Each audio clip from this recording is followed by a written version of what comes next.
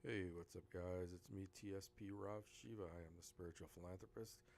So, I don't know how many of you guys know about Philip K. Dick. He's an author. He wrote some many great books. That book up there is my book, TSPRavshiva. I wrote about the archons, some of my experiences and things that I kind of intertwined into a really great story to try to express what I've experienced.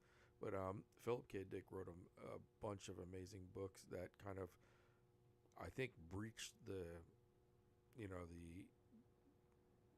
field of physics, the field of metaphysics, and kind of he was like that person that I'd like to be as well. I think I see a lot of myself in this guy in the way he perceives the universe and existence, the world around him, how it actually works in some aspect. Yeah, and he talks about past lives. He talks about deja vu well, let me not even tell you. Just watch this clip if you're interested in this type of stuff. I'm telling you, it's going to blow your mind. And I love this stuff because my life has been filled with a lot of it. So, all right, guys, let's take a look at this.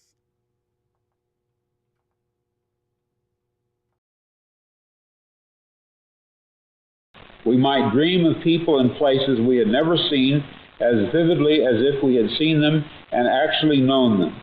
But we would not know what to make of this, assuming we took time to ponder it at all. One very pronounced impression would probably occur to us, to many of us, again and again, and always without explanation. The acute, absolute sensation that we had done once before what we were just about to do now, that we, so to speak, lived in a particular moment or situation previously. But in what sense could it be called previously, since only the present, not the past, was evidently involved? We would have the overwhelming impression that we were reliving the present, déjà vu, perhaps in precisely the same way, hearing the same words, saying the same words.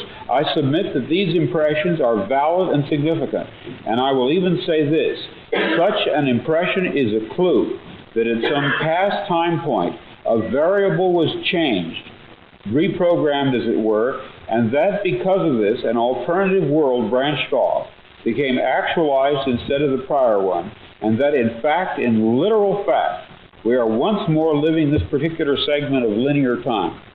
A breach. Just really quick, what he's saying here is so mind-boggling because this is in 1977, guys.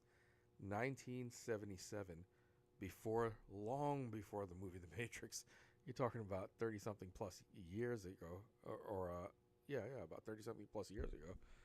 And when you think about that time, it's quite a few decades before the movie The Matrix comes out, and even the technology for computers wasn't even really known at that time. Yeah, they had concepts and they had some working computers that were the size of buildings probably, and it wasn't anything like what we have today with virtual reality and all those things. But somehow, yet this author, this person, Philip K. Dick, who I call a visionary, uh, somehow saw into the future and just put these parallels together. How weird this is. 30 something years later, the movie The Matrix comes out, and exactly what he's talking about here, a deja vu sequence. They have it where Neo sees the cat, but sees it twice. But that was not exactly what he said here, because that was only saying that the agents were near. And also, I'll get into that in a minute. Hold on. A million things are going through my head. When he speaks here about deja vu, we've all had an instant of deja vu, right? I have many of them at times where they seem like memories, which is really weird because they haven't happened yet. And I don't, you know what I mean? It's like this weird feeling. And I know you guys have had something similar to that, and all of us have experienced it. But, if it wasn't for these movies that are coming out, which is what I'm going to get into now, is that what's fascinating to me is that all through the years, and not only myself, but there are prominent people now in the world of physics and in the world of simulated reality saying that Hollywood has been letting out all through the years depictions of these things that Philip K. Dick did. Philip K. Dick did the same thing, but he did it 30-something years before the movie came out. It's really so odd, if you think about that idea. When he says that, or maybe he said this at a different point in time, but the idea that we're in the present moment here, but yet we're having a memory of something that hasn't happened yet. And then he says that's how you can tell, or not only that's one way you can tell that you're in the Matrix. The other one was that you go to do something and you think that, like, reach for something, or you always think that light switch is there or something, but then it's not. But you had the instinct to reach for that switch. It was like a memory somehow. How did that memory form if there was never a light switch there in the first place? It's like something on that level of memory. And I've had things like that happen where I'm like, oh, I thought this was here before, and next thing you know, I'm like, I guess you have to kind of rationalize and say, well, I guess it wasn't. But he brings a damn good point up. The reason that's pretty valid and plausible, because if you study simulation theory and virtual reality and what they talk about, and even the observer effect and all these things, they make sense now. They all make sense. If we're living in a reality that could have potential other realities existing all around us, it brings up a lot of valid points. I hope that you guys get as excited as I do about this stuff. But this is the reason I'm studying physics, guys. This is one of the main reasons, is because of the experiences I had and hearing gentlemen like him that I consider an amazing visionary. And I'm definitely going down that rabbit hole, man. So I hope you guys are enjoying this. Let's take a look further. A tinkering, a change had been made, but not in our present, had been made in our past. Evidently, such an alteration would have a peculiar effect on those persons involved. They would, so to speak, be moved back one square or several squares on the board game which constitutes our reality. Conceivably, this could happen any number of times, affecting any number of people, as alternative variables were reprogrammed. We would have to live out each reprogramming along the subsequent linear time axis, but to the programmer, whom we call God, to him the results of the programming would be apparent at once. We are within time, and he is not. I wish to ad lib. We are living in a computer-programmed reality, and the only clue we have to it is when some variable is changed and some alteration in our reality occurs. This, too, might account for the sensation people get of having lived past lives. They may well have, but not in the past. Sorry about that, guys. I just had to say something. Can you imagine the people, if they're still here today, and they were there at that meeting and listening to that and maybe thinking he's totally out of his mind? Can you imagine? I would love to see an interview with some of those people. I wish I could find out if there was anybody that was actually there to witness this in person and what they think of now. And I think Philip K. Dick already passed away, if I'm not mistaken. But it would have been nice to actually, if he was here, to hear what, like what he has to say. Or any of the people that were there to get their experience, But that's just, man, it's great. Previous lives, rather, in the present, in perhaps an unending repeated and repeated present, like a great clock dial in which grand clock hands sweep out the same circumference forever, with all of us carried along unknowingly, yet dimly suspecting. Since at the resolution of every encounter of thesis and antithesis between the dark counterplayer and the divine programmer, a new synthesis is struck off. And since it is possible that each time this happens, a lateral world may be generated, and since I conceive that each synthesis or resolution is to some degree a victory by the programmer, each struck-off world in sequence must be an improvement upon not just the prior one, but an improvement upon all the latent or merely possible outcomes. It is a better world, but in no sense perfect, which is to say final. It is. It's interesting when he's talking about potential other worlds, potential other realities. probably happening simultaneously at the same time. Now, this brings up probability, the potentials, right? This is definitely in the realm of probability, and that runs right into the quantum realm. That's what that's all about, is probability. And it's just, and even into the simulation theory and how computers on the quantum computers are being run today, their processing abilities. I mean, this is, I wonder if he knew about this. No, well, quantum computing only recently came out. He may have passed away before they actually brought it into the mainstream. But I mean, he was so far ahead of his time. Talk about light years ahead of his time, man. Amazing. Is merely an improved stage within a process. What I envision clearly is that the programmer is perpetually using the antecedent universe as a gigantic stockpile for each new synthesis. The antecedent universe then possessing the aspect of chaos, or anomie, in relation to an emerging new cosmos. Therefore, the endless process of sequential struck-off alternate worlds emerging and being infused with actualization is negentropic in some way that we cannot see.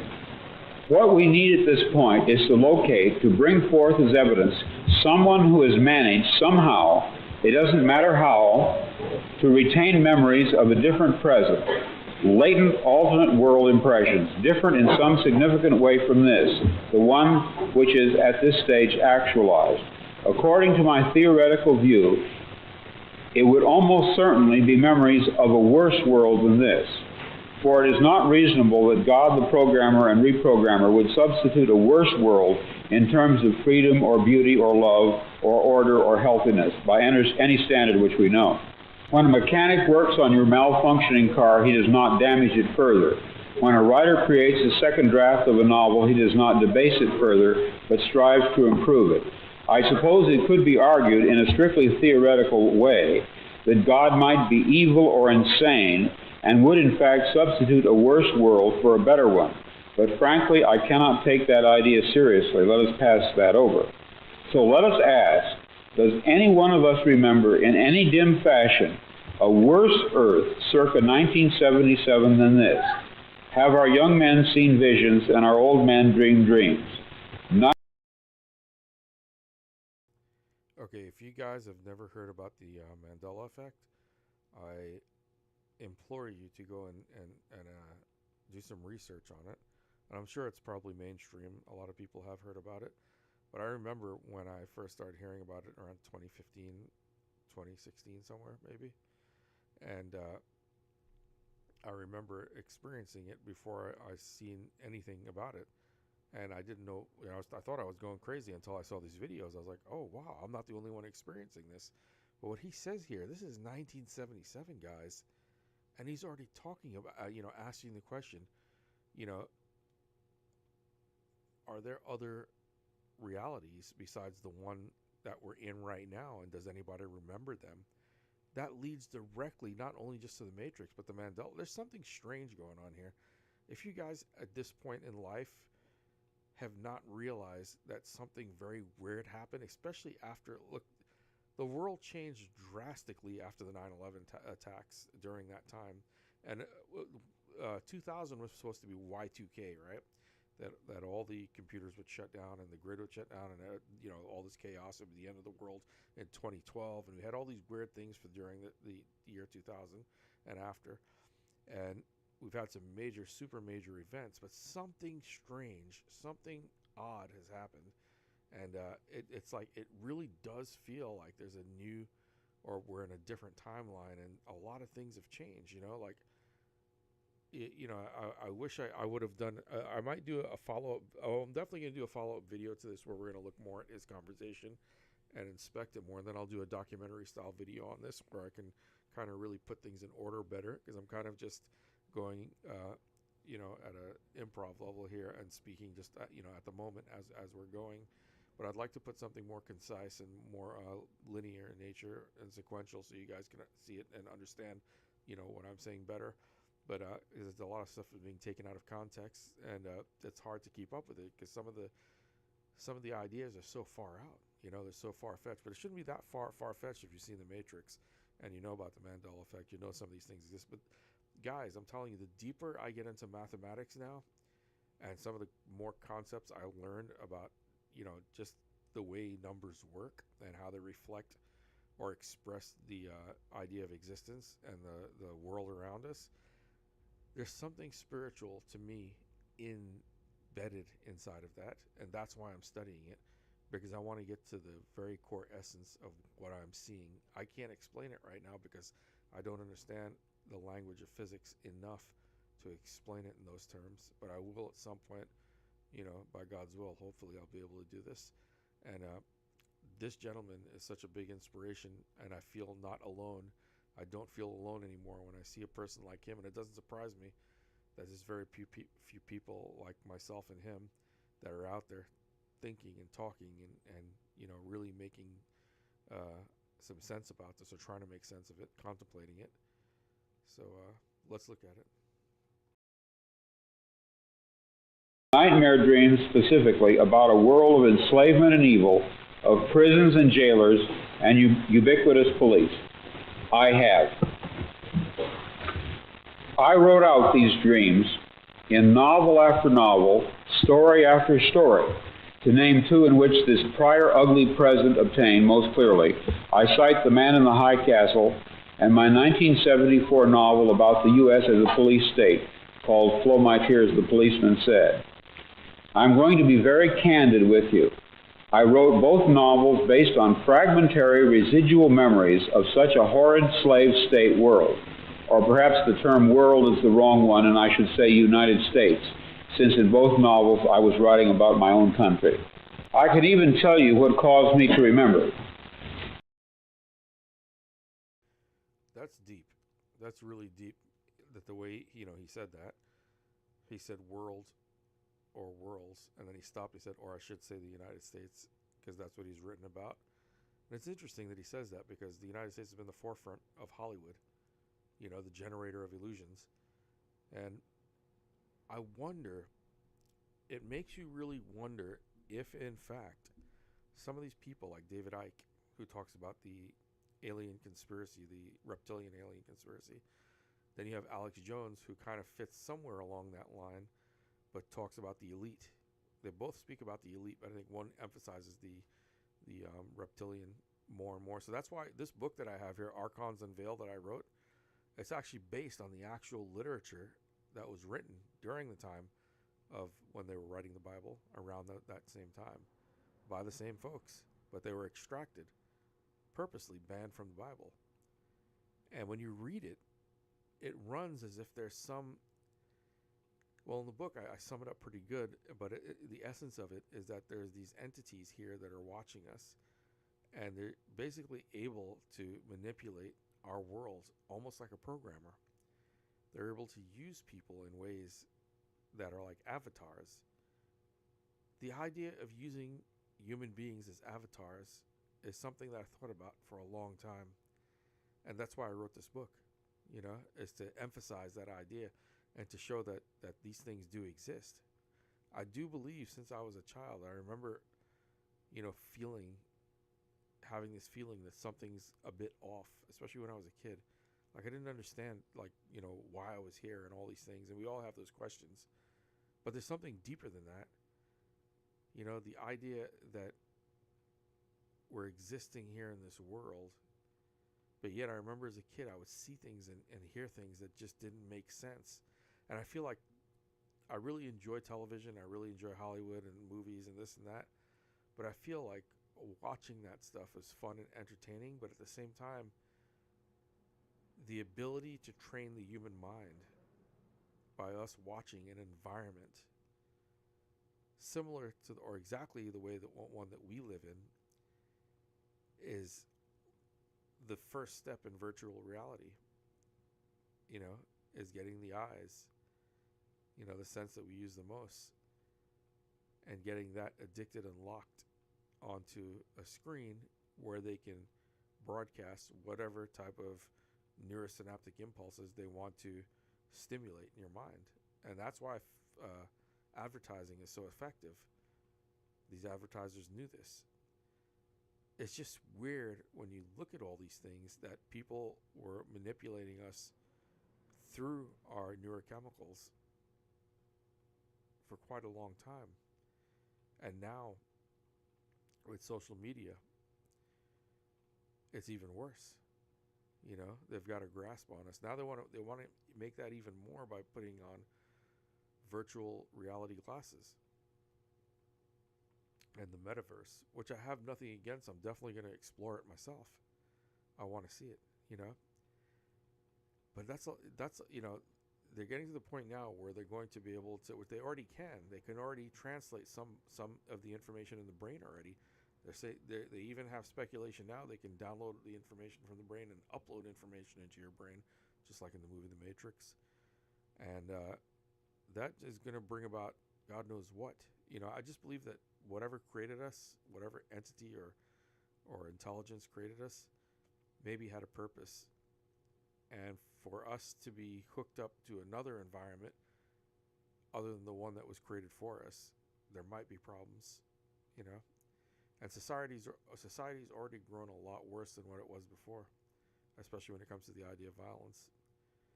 And people are less empathetical or have less sympathy as well, and less empathy towards others. And they have this ideology that's been around in the yoga industry for a long time, is that I don't have to acknowledge it. I don't have to deal with it because it's not my karma.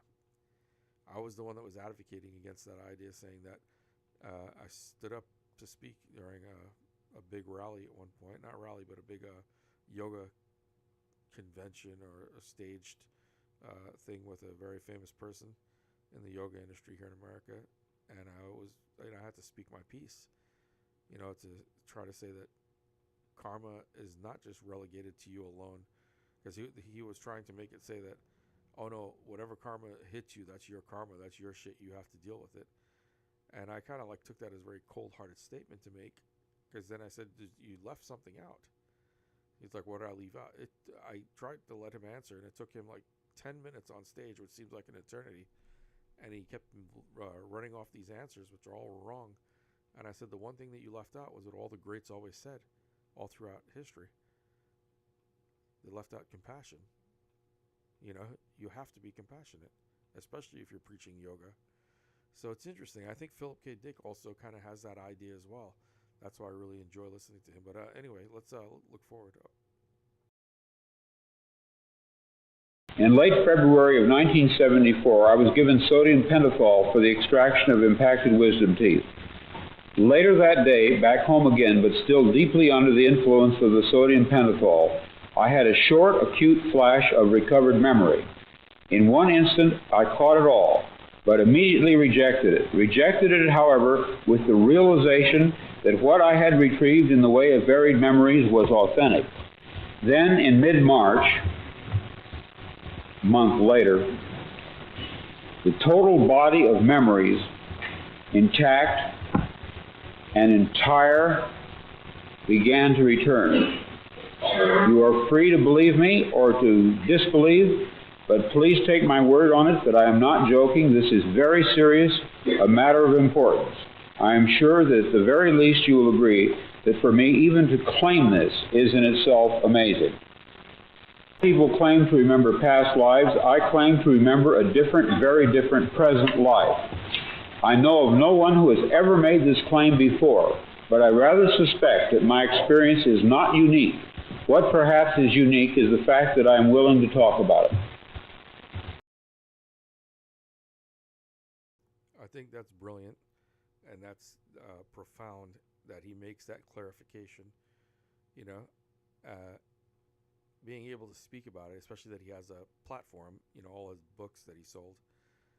You got to give this man credit. I don't know why he's not world famous, this guy, for basically predicting everything in the future that we're living in right now, and some of the nuances and crazy things that have happened. I am going to delve more into his writings and see if they can find any other interviews, but I'll probably make another video maybe in a couple hours. I'm going to sleep now and get some rest, and my sleeping is kind of like whenever it happens. It's kind of intermittent sleeping, I guess, like intermittent fasting. But I'm going to try to get some rest and try not to think about anything, because then I'll start working on something if I do. And I'm definitely going to do another video, start back right where I left off here. Even though there's a lot of stuff at the beginning that was important. I'll probably try to maybe go back and look for some stuff there as well. But I can do a plethora of videos on this man, because the things that he's talking about, they're just so profound. Remember, this is 1977, long before any of this stuff happened, decades. And this man was so on point. And how is this man not, like I said, world famous? But I think somehow there must be something, an elite or an alien intelligence or something, that prevents people like this and like myself from coming out to the mainstream. Well, thank God he had his platform, and I'm working on mine now. Look, I hope you guys take a look at my book as well, Archons Unveiled, and everything that you do helps to support what I do. And I'm basically also going to school. I'm on disability now, just to let you guys know. For my had a few different things happen, a reconstruction of my spine from a car accident, and suffered a heart attack when I was 36. So I had a lot of things happen during that time, but I choose in my life to go to school. I'm studying physics and doing a master's in cybersecurity as well, so 2 different degrees. And I'm also working on all my social media content. So anything that you guys do, whether you go to and check out my books, that all helps to help me to survive, literally. So I appreciate anything that you guys can do. Even if you hit the subscribe button, that'll help the algorithms for me, and the notification bell, and that will maybe get me monetized at some point. That would be great. Any bit of help that you guys give will go a long ways here, because I promise you I'll put out even more content. As I get deeper into physics, I'm sure I'm going to get closer to the truth of what I see. And coming from a background of yoga and meditation, I have some experiences that are just going to blow your mind. There's a book that I'm writing now, and it's called The Forbidden Light. And it's about an experience, the very first experience I had on a mantra called the Gayatri Mantra. So it's the forbidden light of the Gayatri Mantra. And I talk about something that's very similar in essence to what he's talking about here. And I can't tell you exactly what happened, but I can tell you what happened and how it happened. But I don't know what it was. I really, up to this day, don't know exactly what it was. But I can validate it in some ways, because I have some things that happened in my life during that time that validated the whole thing for me, personally. All right, guys, I'll leave you at that. I'll do the rest of the video, like I said, maybe tomorrow. And I have so much homework, it's not even funny, because I'm working on the math part of the physics to get into the actual physics. And for me, it's extremely difficult, so I have to work really hard. So I'll be working on that 24/7. All right, guys, have a great night. Thank you for attending, and hopefully, if you do like what I do, definitely hit that subscribe button and help me out here, guys. All right, and hope you're in my world. If you're not, hopefully our worlds will collide at some point. All right, guys, talk to you then. Bye-bye.